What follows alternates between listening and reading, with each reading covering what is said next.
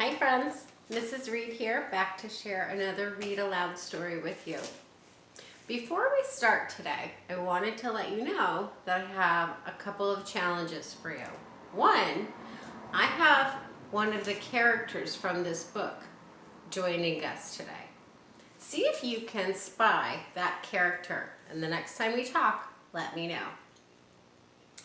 This book is called Lost and Found by Oliver Jeffers.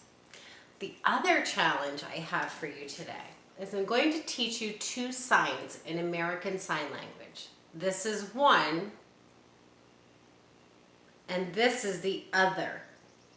See if by listening to this story, you can figure out what those signs mean. And the next time we talk, I can let you know. Sound like a plan? All right, let's read. Lost and Found by Oliver Jeffers. Once there was a boy who found a penguin at his door.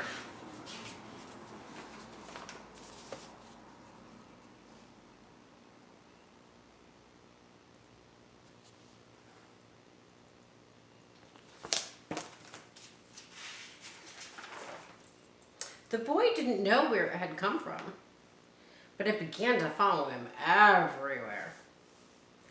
The penguin looked sad, and the boy thought it must be lost.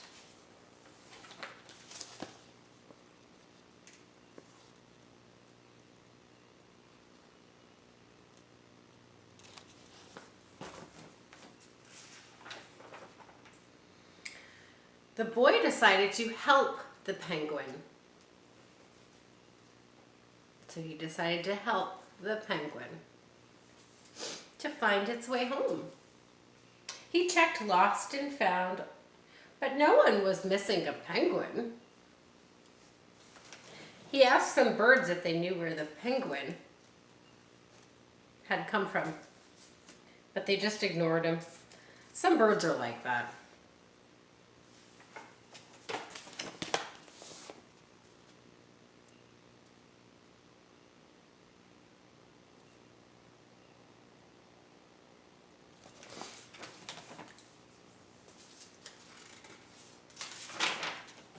The boy asked his duck, but the duck just floated away. He didn't know either. That night, the boy couldn't sleep for disappointment. He wanted to help the penguin, but he wasn't sure how. The next morning, he discovered that penguins come from the South Pole. But how could he get there? He ran down to the harbor and he asked a big ship to take them to the South Pole. But his voice was much too small to be heard over the ship's horn. Oh my gosh, look how big the ship is, and look at that tiny boy. Imagine how hard it would be for anybody to hear him.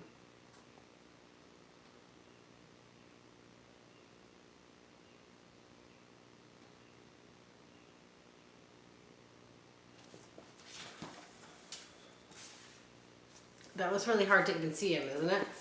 This is him right here. And that huge ship is so big.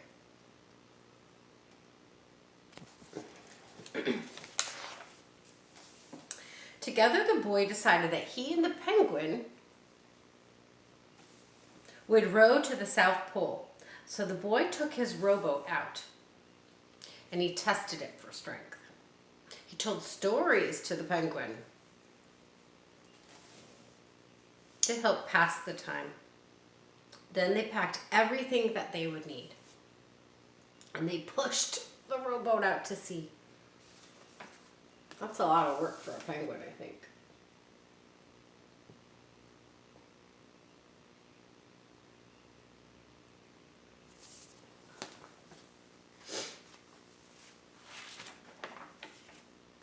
They rowed south for many days and many nights, and there was lots of time for stories.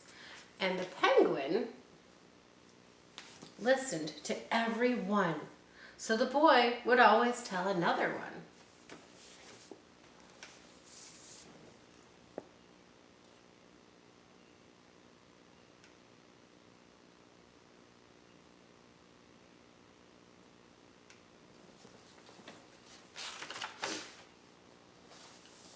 They floated through good weather and bad weather. Then when the waves were sometimes as big as mountains. Holy cannoli, look at that.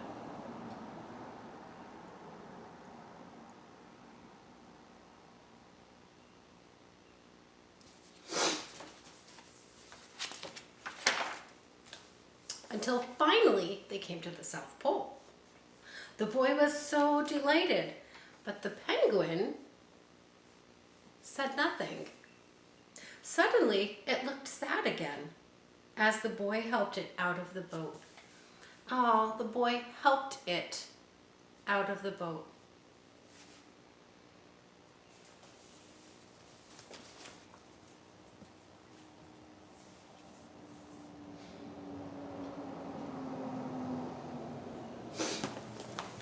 That was kind of the boy to help the penguin.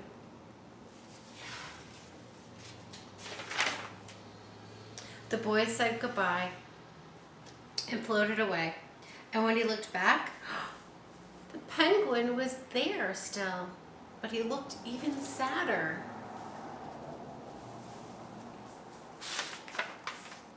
It felt strange for the boy to be on his own. There was no point in telling stories now because there was no one to listen except the wind and the waves. Instead, he just thought. And the more he thought, the more he realized he had made a big mistake. The penguin hadn't been lost. It had just been lonely.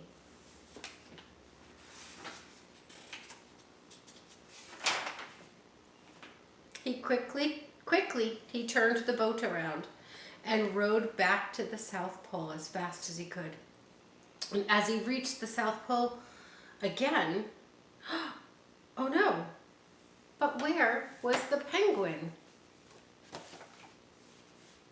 The boy searched and searched, but the penguin was nowhere to be found. I think you probably have guessed my signs by now.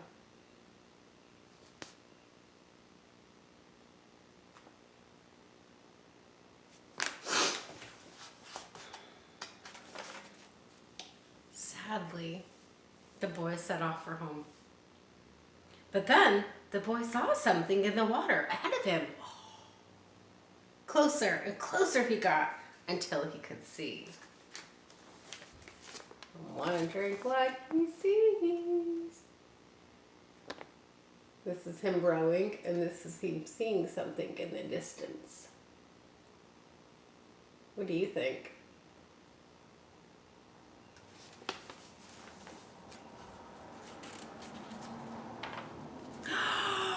The penguin! Look how excited. First of all, nice boat on the penguin's part. And look how excited they are to see each other.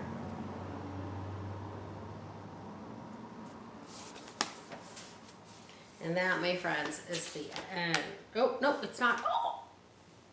And so the boy and his friend went home together, talking of wonderful things all the way.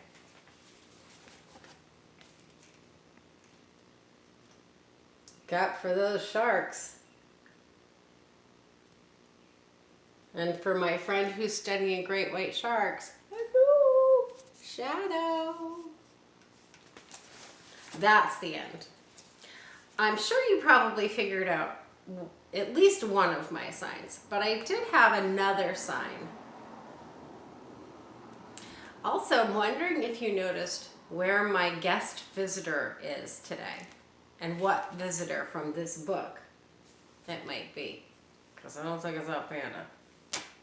Anyway, I look forward to talking to you more about this book on another day. Bye guys, and thanks for checking in and being listeners and readers.